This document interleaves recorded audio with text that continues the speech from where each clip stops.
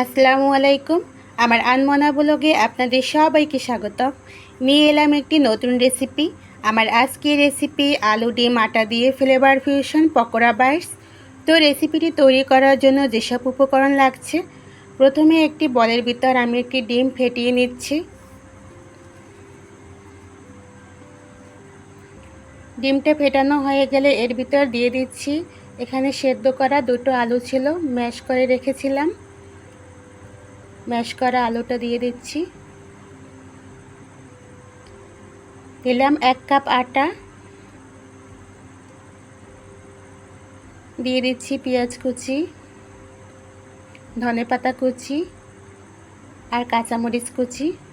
এটা আপনাদের স্বাদ অনুযায়ী। দিয়ে দিচ্ছি লবণ, জিরা আর এলাচের গুঁড়ো,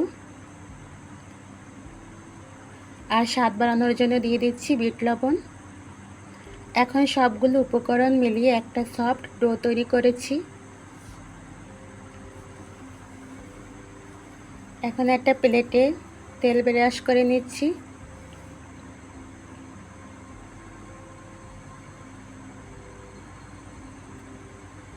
এখন সেই ডোটা আমি এই প্লেটের উপর ছড়িয়ে দিচ্ছি। তেলটা ব্রাশ করে নেওয়ার ফলে এই ডোটা লেগে যাবে না।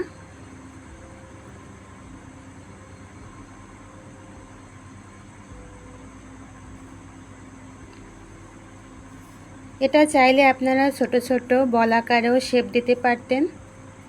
উপর থেকে আবার তেল ব্রাশ করে দিচ্ছি, কিন্তু আমি এখানে ট্রায়াঙ্গেল শেপ দিচ্ছি, এতে করে একটা ব্র্যান্ডেড লুক আসবে।